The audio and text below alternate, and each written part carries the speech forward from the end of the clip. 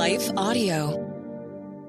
Christian Parent Crazy World with Catherine Segars is brought to you by Life Audio and is part of our Faith Toolkit series.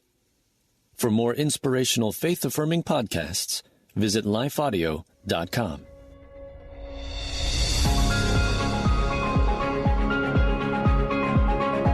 Welcome to Christian Parent Crazy World, the podcast that tackles tough topics to help you be a godly parent in an ungodly world. I am your host, Catherine Segars, and in today's episode, we will tackle this vitally important question: what are the biggest cultural challenges that Gen Z is facing today? Yeah, this generation is facing some very significant challenges from our culture, or as my guest likes to call them, waves. These cultural waves are crashing into Gen Z. What are they? We need to know what these obstacles are if we want to be prepared to face them, moms and dads. Today, my guest will help us do just that. That's the plan for this episode of Christian Parent Crazy World. So let's get started.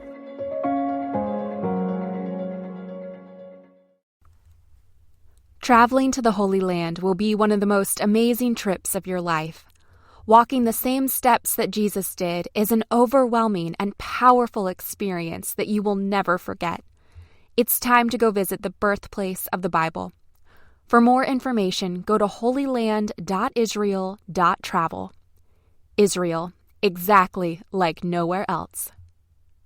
This podcast is supported by Morgan Stanley. Old school wisdom with a passion for what's possible.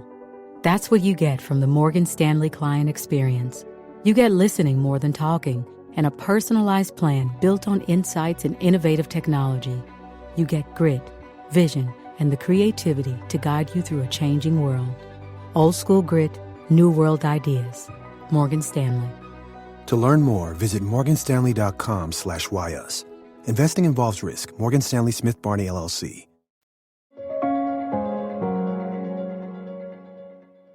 Alrighty, mamas and papas, in this episode, you will need to put on your thinking caps because we are going to deep dive into the topics of worldview and culture. So grab yourself a cup of coffee, maybe a notebook if you aren't driving or jogging. If you are driving or jogging, please don't take notes. But you might want to be ready to rewind to make sure that all of this phenomenal information you're going to get today really sinks in. And we couldn't have a better person to be our guide on this deep dive into worldview and culture than our good friend, Dr. Jonathan Morrow. Yep, we held him over from the last interview because he was that good. To refresh your memory, Jonathan is Director of Student Engagement and Discipleship at Impact 360. He has a doctorate in worldview and culture from Talbot School of Theology, which will come in very handy today. He understands what is happening in our culture like few people do, and he is going to help us understand these cultural challenges or waves today. So, Jonathan, we had you on in the last episode to help us millennial parents and Gen X parents and baby boomer grandparents bridge the gap to Gen Z. And that is quite a generation gap there. And now we're ready to tackle the primary opposition that these kids are facing in our culture when it comes to their faith. When we were at the preview day a few months ago, which was so awesome, I heartily encourage every parent to go to that with their kids. I think they would love it. It was the preview day at Impact 360. You gave a fascinating lecture about 5 cultural waves facing Gen Z, and I'd love to have you share those with us today. Welcome back. Well, it is so good to be back with you. That was such a fun conversation. It flew by the first time, so I'm ready to dive back in. Yeah, it did, didn't it? It certainly did. So the 5 waves that these kids are facing in our culture, what are they? Yeah, absolutely. So I'm glad you brought the time for us to talk about this because there's a lot of things happening culturally underneath the surface that aren't immediately obvious, but once you see them, you won't be able to unsee them. And you're like, okay, if we want to disciple this next generation in a post-Christian culture, we have to pay attention to these themes, right? I love this quote by Francis Schaeffer. He says, look, the Christian must resist the spirit of the world in the form it takes in his own generation. And so we've got to pay attention to that, right? So if we have to talk as much or more about those things that our culture is talking a lot about, because if there's only one side of a narrative, then our kids are not going to get the equipping and the understanding that they need. And so the first thing that I would share is that culture is just what people come to see as normal without having to think about it. And here's the thing. Good things can be seen as normal and bad things can be seen as normal. The problem is it just seems normal. And unless you reflect or you're invited to reflect or there's an interruption, you're not going to interact with you. You won't see things differently, right? And so that's why it's so important for Christians to love God with their minds and to reflect on and to think and to pause and to stop, because these challenges are always going on underneath the surface. So it's kind of like rapids if you've ever been whitewater rafting. I have. It's what's going on the bottom of the surface that shapes what's going on the top and the visible parts. And it's the same with the next generation. So in light of that, what I want to do is share the concept of these different waves, but the environment in which Gen Z is growing up in is one of digital saturation. Because the first thing we have to recognize is they're distracted, and so are we, but they're very distracted and they're very saturated. Meaning, if you ever take a sponge and you fill it up with liquid, even if you have the best stuff in the world to pour in the stuff, if it's a full sponge, guess what? It's not going to be absorbed. And so in many ways, our kids and our young people are just distracted. They can't stay with ideas very long. They're not very reflective, not because they can't be, not because they're not smart, not because they're not motivated. In many ways, they become bewitched by their phones, their devices. Anytime boredom occurs, we all do it, right? You raise your device unless you've trained yourself to stop doing it so often. And so the environment in which we live for the next generation is one of digital saturation. Now, there's two application points to that. Because if that is the case, then what we need to be doing in our youth groups, in our schools, in our churches, in our homes is being countercultural, not for weird legalistic Christian subculture reasons, but be different. Like if Christianity never calls us to look different than the culture in which we're in, then we might want to reevaluate. Maybe we're missing something. Yeah. And so if our culture is going 7, 8, 9, 10 hours a day on screens, and we know that's not good, then maybe we need to do something different. And so, parents need to lead the way in that. We could talk about maybe what we do about it and those kind of things, but we don't want to live in an environment. This is the one thing I'll share about this, and I'll let me know if you want to come back to it. What we can't do is create this us versus them issue with our kids where it's like, you need to control your technology. Right.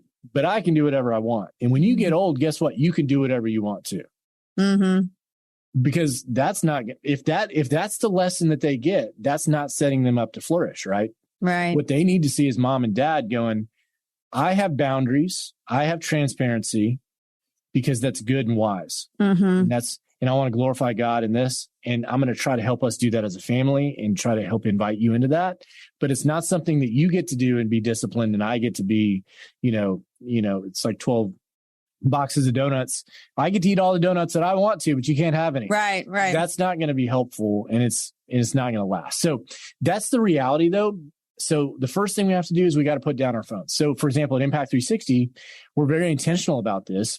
In our gap year, for example, we don't have any tech in our classrooms to take notes very intentionally. Now they use computers to write papers and do different stuff later on, but it's really hard to focus on an idea for very long if you're always distracted by a screen. And I've taught in environments with screens and without them in terms of people having devices, and it's a massive difference. So that's the first one. Yeah. And I think sometimes that's hard for us as parents in this generation because we're not as attracted to it because I'm like, I have to force myself to go on Instagram, which I'm supposed to do because they tell me that's where all my audience is. And so like, and then go spend time on Facebook. I'm like, I don't get, it's like a chore to me, whereas it's such a lure, and so that's a little bit harder for me to understand. I mean, I guess we all have our technological, those vices that we kind of do get tripped up with, but sometimes it's not the same thing that our kids get tripped up with. So, it may be easier for us, but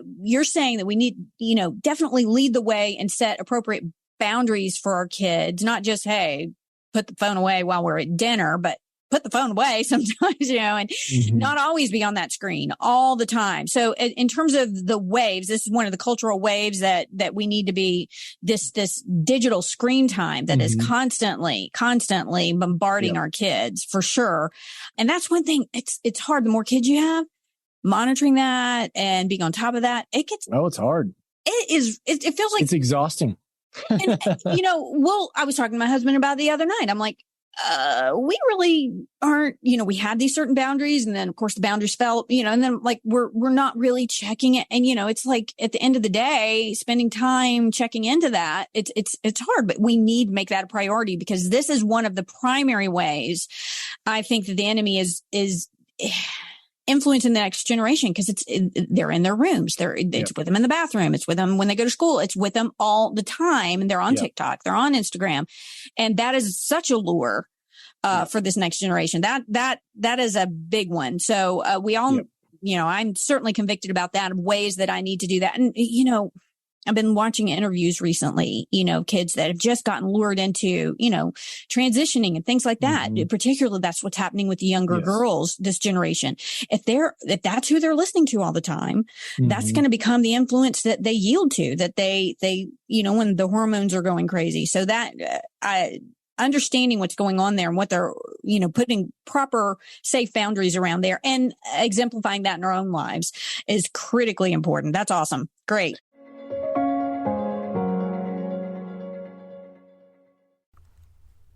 Traveling to the Holy Land will be one of the most amazing trips of your life. Walking the same steps that Jesus did is an overwhelming and powerful experience that you will never forget. It's time to go visit the birthplace of the Bible. For more information, go to holyland.israel.travel. Israel, exactly like nowhere else. The ShopRite of Huntington is now open, located on New York Avenue, just 1 mile south of Main Street in Huntington Village. Owned and operated by the Greenfield family, with all the value and variety you love from ShopRite, plus fully stocked shelves and plenty of parking. Don't wait. Come on in and check out the ShopRite of Huntington today. ShopRite. Check out happy. Visit ShopRite.com today to learn more.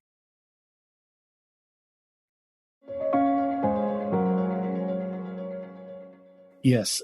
And so the second cultural wave, and before I get there too, just because this will connect back to our previous conversation in a post-Christian culture and around worldview, a lot of times what it is death by 1,000 cuts or death by 1,000 nudges when it comes to the worldview shifts that happen. It's not as though there was one big paradigm shifting thing for a student when they're like, you know what, I just don't believe that anymore, or I don't think that's true. It's usually just 1,000 little nudges over time by friend groups, belonging, and that's the power of screens and media, because, as my friend David Kinnaman likes to say, screens disciple.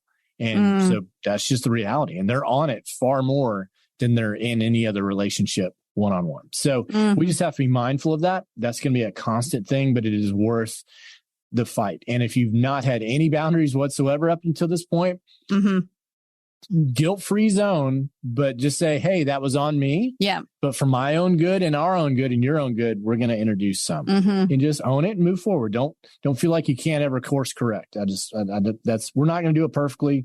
Don't have that standard, but we've got to fight for the hearts and souls of our kids, and technology is a big piece of that. So, and let me just state the obvious. Well, I don't want to say it's obvious, because maybe it's not to everybody. Obviously, you need to have the proper safeguards within their within their devices, that they're not able, to access certain things there. But, it's so easy for that to slip through. Kids had to go, and back in my day, if you wanted to see a picture that was a dirty picture, you had to go meet somebody's old uncle and go to the stash under their bed or something. That's what the guys did or whatever. It's just right there all the time. And so obviously those safeguards need to be there. But in terms of constantly having access to that digital media all the time, we need to encourage them to be in books, to be in nature, to be, engaged with the physical world around them instead of these screens all the time. And we need to, like you said, we need to lead the example with that. Absolutely. And that'll be that's a good aspect of our discipleship. Another culture wave that's happening underneath the surface, and I'll define these as I go, because again, they may not be immediately obvious, but it's the first one is really the big one in this environment of digital saturation is scientism. Right. And this really comes to what counts as knowledge. Scientism is simply the belief that only the hard sciences give us knowledge about reality, or at least the best access to reality. So here's the obvious issue, and we could spend a whole podcast on this one alone, but I'm just going to give a high-level summary here. The Bible speaks to a lot of historical, moral, and spiritual topics. So if science is the only way you know something, guess what you can't have knowledge of? Morality, spirituality, and history. So that automatically removes the authority from knowledge that comes with scripture or understanding the Christian faith, because Christianity is a knowledge tradition. Now, what's fascinating, and we'll come back to this in a further cultural wave, is science is king in our culture until it's not, and it's conveniently set aside, especially when you get to some of the transactivism that we're seeing today and a lot of those kind of conversations where science and biology doesn't matter anymore. For a minute, we just kind of suspend that until we come back to other conversations. But if there is no knowledge, then you have no confidence to act in the world. And so if our kids don't think and know that Christianity is true, not just believe it, because just because you believe something doesn't make it true. The Bible talks about 2,000 times about knowledge or knowing words show up in the Bible. About 400 to 500 faith and belief words. Now, faith is really important, right? Without faith, it's impossible to please God, Hebrews 11:6. But faith is active trust in what you have good reason to believe is true. And knowledge is wrapped up in that. So if from the beginning, in a culture of distraction, you then have knowledge taken away from Christianity, then you have our kids going, well, that's just somebody else's opinion then. And so you see how that first thing operates and they never experience it in the form of an argument. Usually, somebody say, hey, by the way, do you think scientism's true? That's usually not the way that comes to them. Right. They just get science is presented as people who know stuff, and anything with morality, spirituality, and history. Well, that's just stuff we believe, and you can be wrong about that, and we can disagree. So that removes confidence from the Christian worldview. So that's the next big wave to talk about. Yeah. This is one of those waves that I wanted to do a whole podcast on this one. I was actually looking up I have a really good book on C.S. Lewis and scientism and The Magician's Twin. I don't know if you read that. I pulled this quote from it last night. It was during the 1940s and 50s, Lewis became more vocal about the looming dangers of what he called scientocracy, the efforts to hand over the reins of culture and political power to an elite group of experts claiming to speak in the name of science. Lewis regarded this proposal as fundamentally subversive of a free society, and he worried about the creation of a new oligarchy that would, quote, increasingly rely on the advice of scientists till in the end, the politicians proper became merely the scientists' puppets. End quote. And that's what we're seeing, I think, in the era of COVID. And definitely that's something that I've been so passionate about is the manipulation of science. It's not agenda free. It's not like these facts that come from these studies are just cold facts staring at us, that they can be, have agenda and money behind them. One of the studies one of the articles I read a while back that just had such a huge impact on me. It was by Martin Cochran. It was in Memoria Press. It was called The Study Has Found a Fallacy. And he was talking about in there, among other things, about how particularly in the field of education, that there was a meta-analysis done in 2014 that of the 164,589 studies that they published in 3 education journals, that only 221 of them were replications. And replication, being able to replicate a study, is the gold standard of science, right? If you can't replicate a study, then you really haven't produced anything valuable. And that is 0.13% of all of those studies in the field of education were replicated. So we're getting this truth saying, well, this study found such and such. Well, we need as parents and to teach our children to be questioning that. Okay, what was the methodology of that study? Was it replicated? So when we're getting into this, I'm kind of taking this a different tangent than what you were talking about, because what the real problem is that we're thinking that only science can give us truth.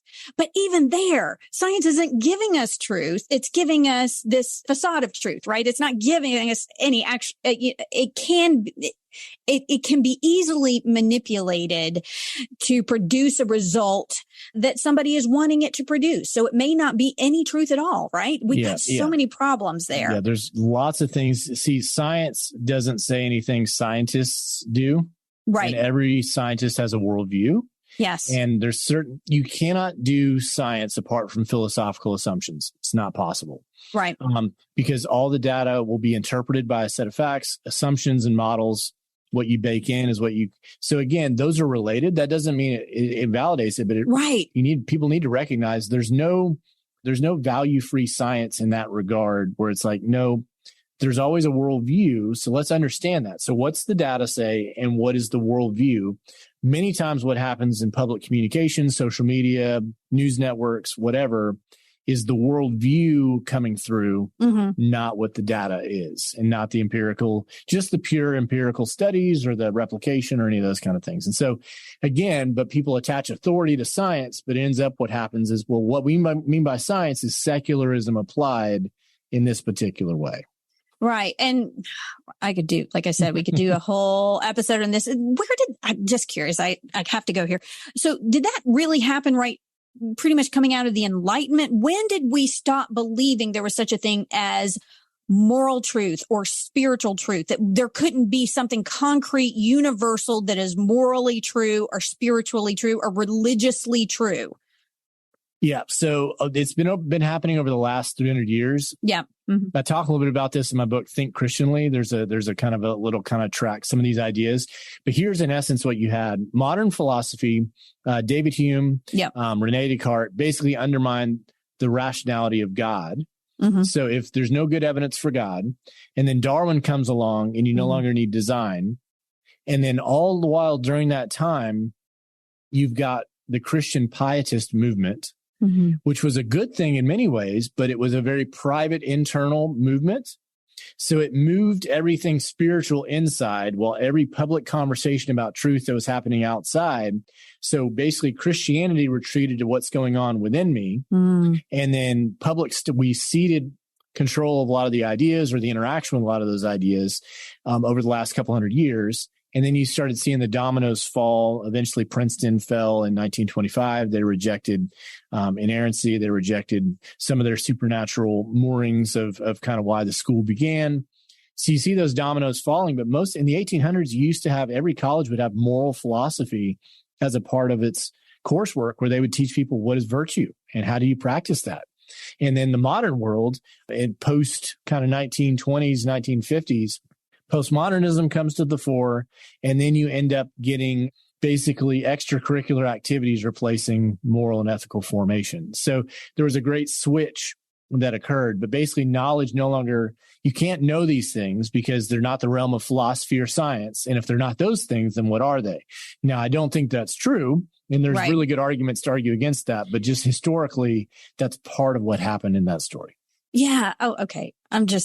I could just camp out here forever. One thing I've talked about in the show before, which is the irony of it all, is that the inception of formalized science, though, came in a Christian worldview. It came in, in Christian Europe with certain expectations about what we would find in reality, because if there was a moral law and a moral lawgiver, then perhaps there are physical laws, right? So it's such an irony that here we end up with science ultimately rejecting the God or the worldview that birthed it, right? Yeah, in many ways, you wouldn't get, and we historically, we know this, you don't get the scientific method. Yeah, we didn't get that in any other civilization, in any other culture, any other worldview, because we expected a rational mind, right? And therefore order in the universe that could be discovered. Yep. And if you don't start there, you're going to get technology, but you're not going to get scientific methodology. And so those things are going to come apart. And so that's what Christianity gave us, those things. And it's good to remind people that. Yes.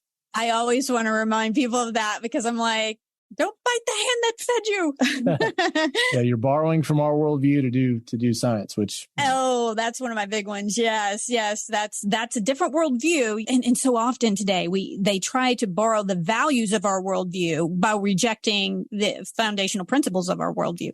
We got to keep moving. I love that wave, and your explanation of it is so phenomenal. So, what's the next wave we need to be concerned about?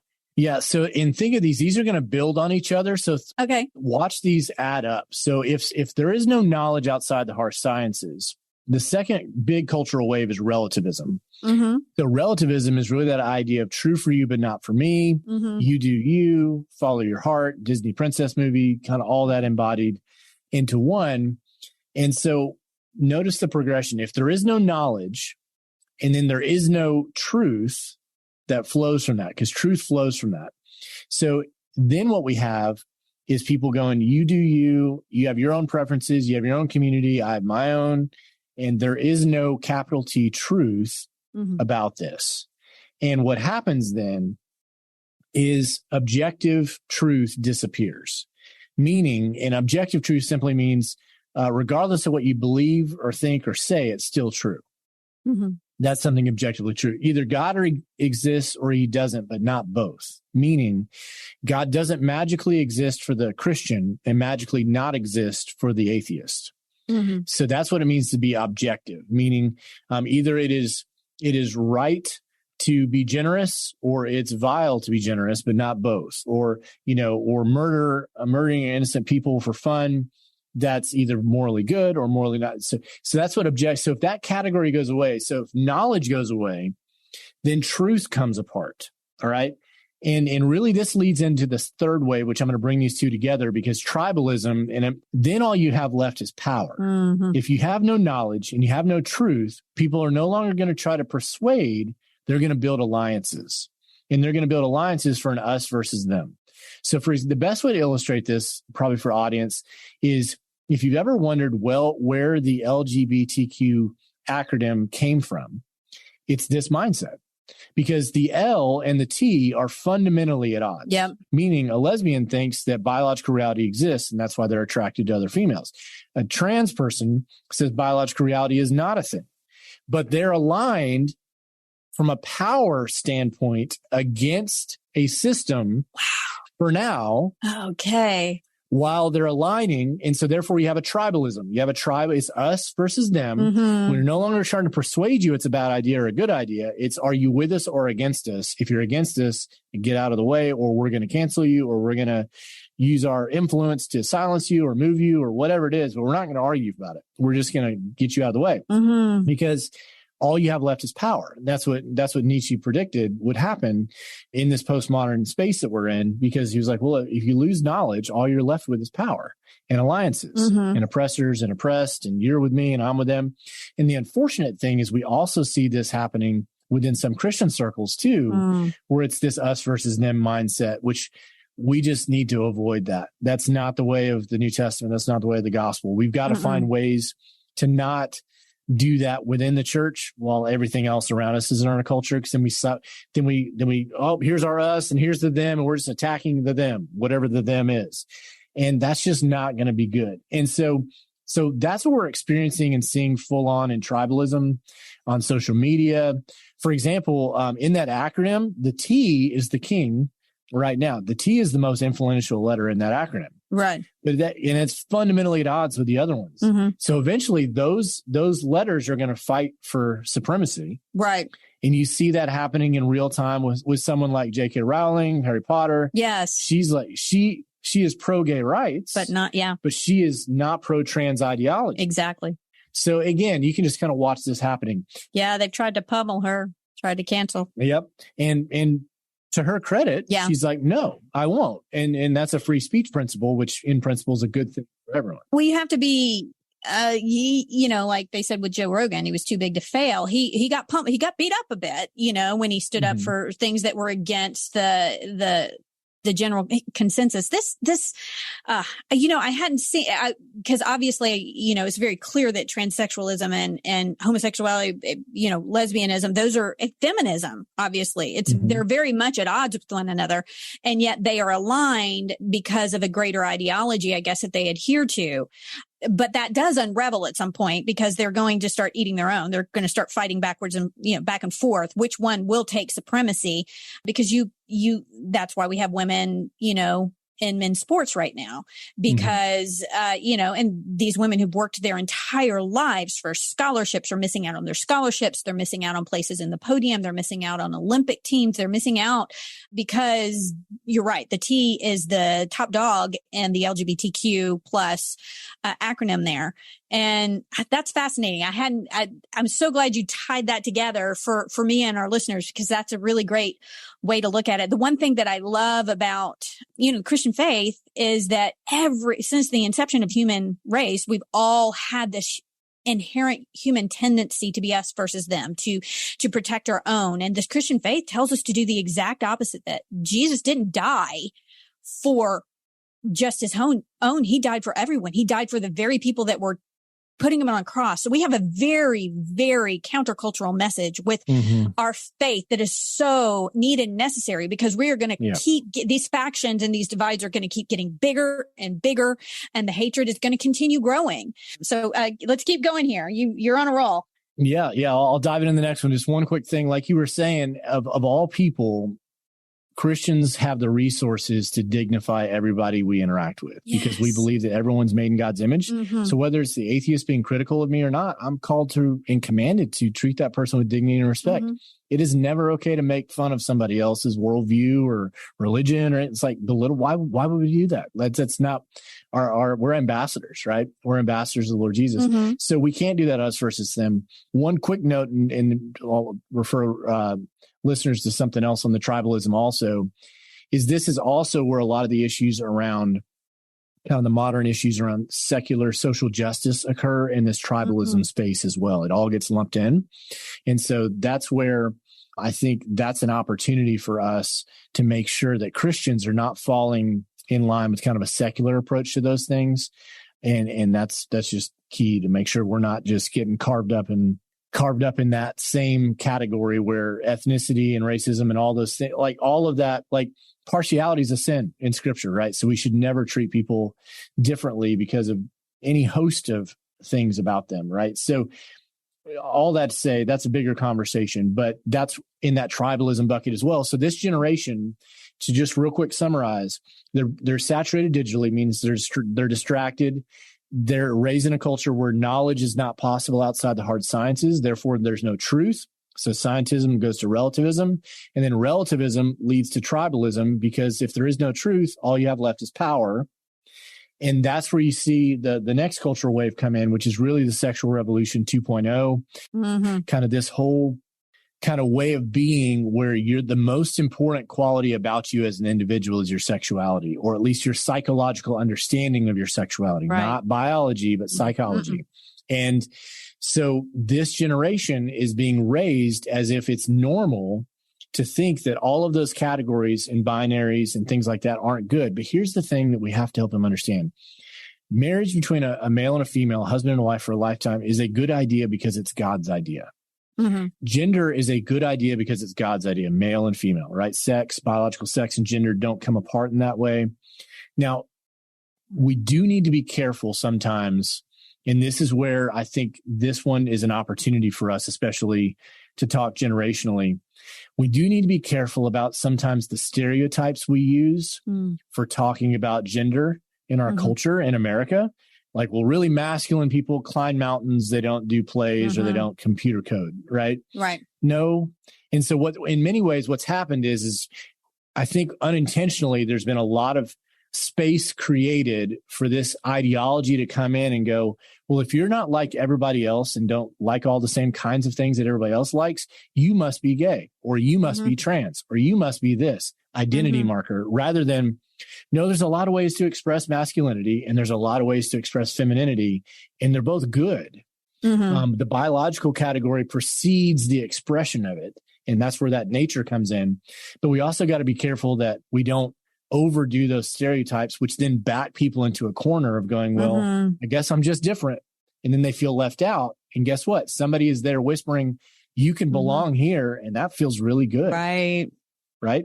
So then they that's a lot of the social contagion piece. They're the people who care for me and accept me. Maybe I didn't agree with them from the beginning, but they're my Christian friends, quote unquote, they make fun of me. Yeah. Whereas these people accept me. And then that whole thing just breaks my heart, right? Because it just, so there's all that going on around what is normal and what is seen as normal for this generation that we just have to be mindful of in terms of how they're viewing sexual categories and gender categories and things like that.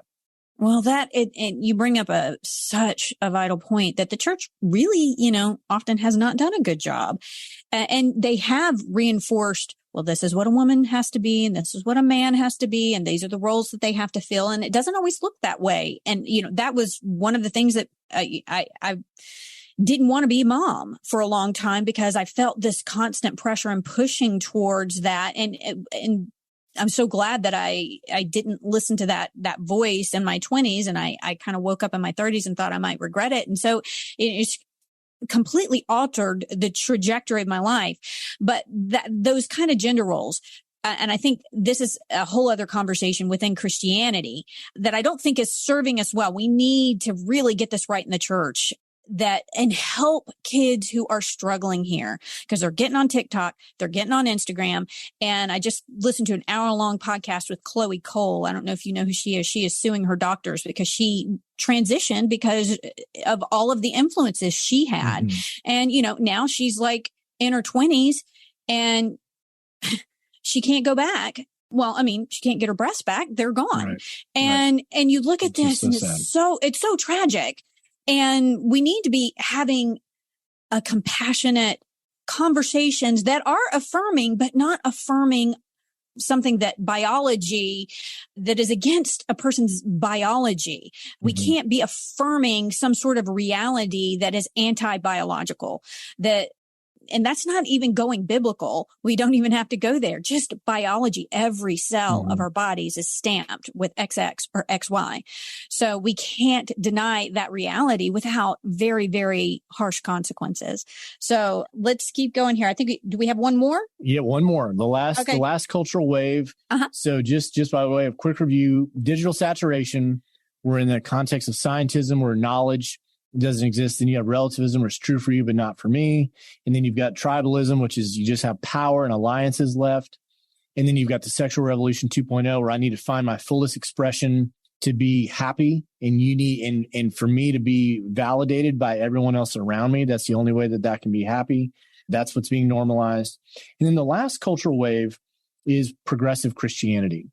And the reason why I put this here is if you took a version, and I'm using air quotes for those who are not watching this, of Christianity that assumes scientism, is digitally distracted, assumes relativism, assumes tribalism, is affirming of the sexual revolution 2.0, and calling it Christian, that is progressive Christianity.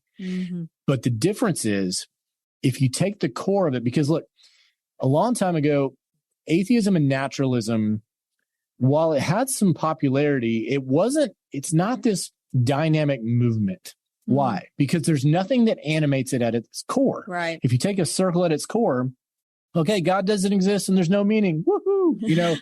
There's not much you can do with that. It's not a very attractive philosophy. No, it's not going to motivate or animate people. However, if you take progressive Christianity, where the core of Christianity used to be historic Christianity, where Jesus is the only way, the gospel is good news, all that, and you remove that core, and you put secular social justice in the core, that becomes the animating of the movement for progressive Christianity. No longer the gospel. It becomes secular social justice, LGBTQ affirming. Science, is the only way we know stuff. Morality, like all these, Jesus is not the only way. All those things come together in a version of progressive Christianity.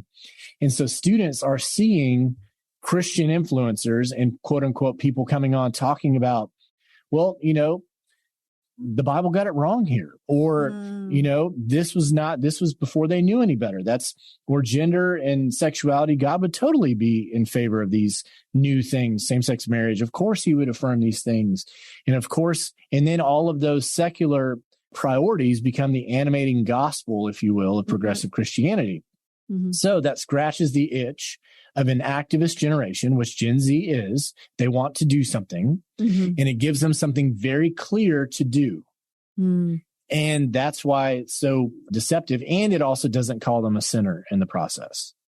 And none of us, at the end of the day, because it's very popular to talk about sin as brokenness, and it is. Sin breaks things, but sin is rebellion against God. Yes. And that's not popular. Nope. And it doesn't, and I don't like, there's rebellion in my heart that's got to be dealt with. Right. I'm guessing in your heart and everybody else we've ever met, right? There is.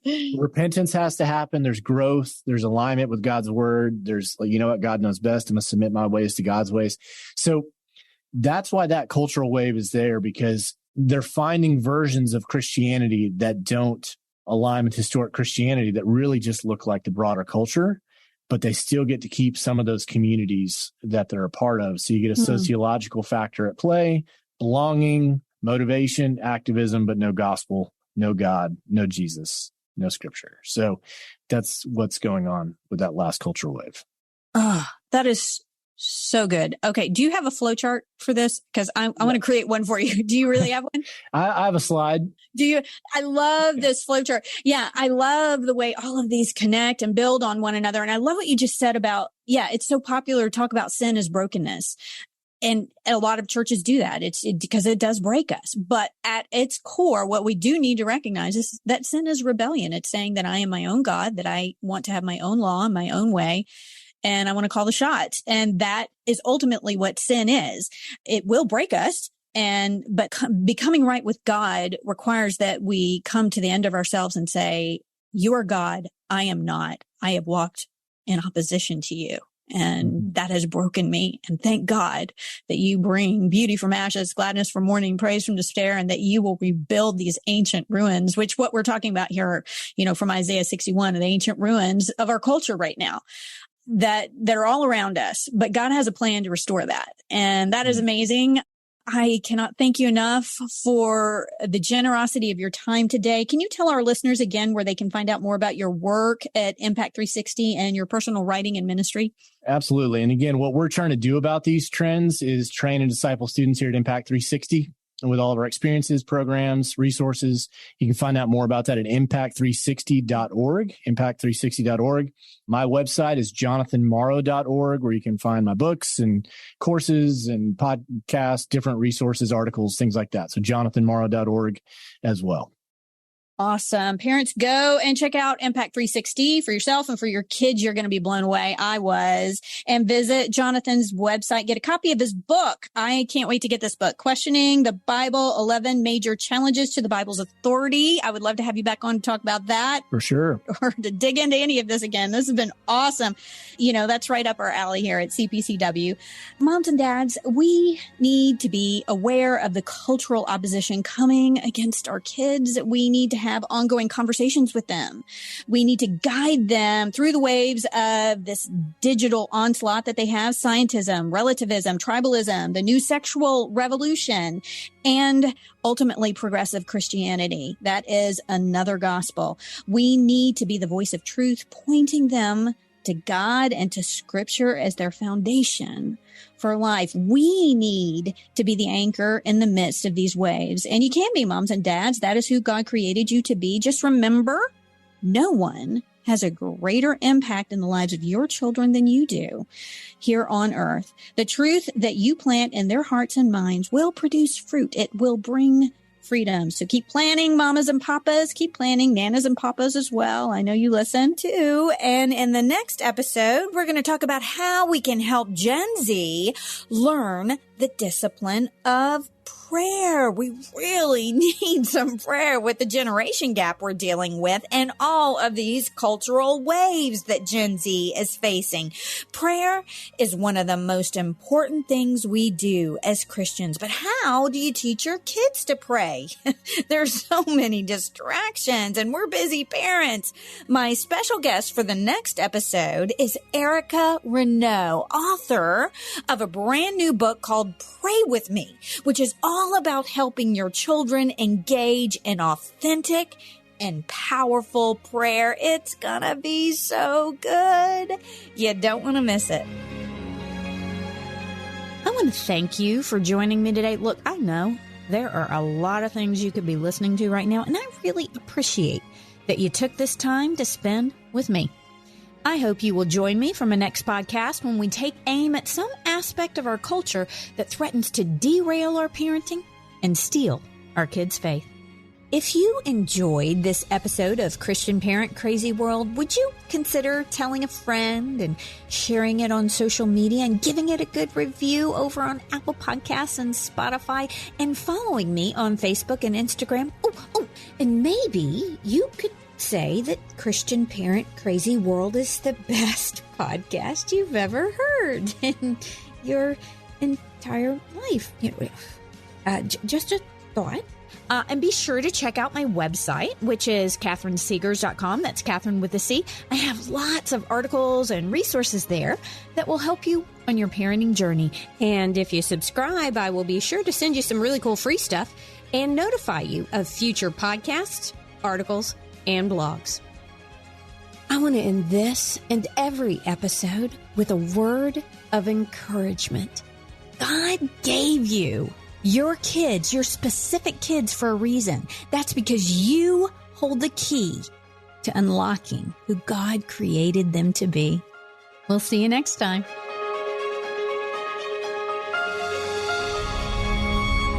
Christian Parent Crazy World is a production of Life Audio and Salem Media. If you liked what you heard today, please take a second to rate and review this podcast in your favorite podcast app so that more listeners like you can find the show. For more faith-filled, inspirational podcasts, visit us at lifeaudio.com.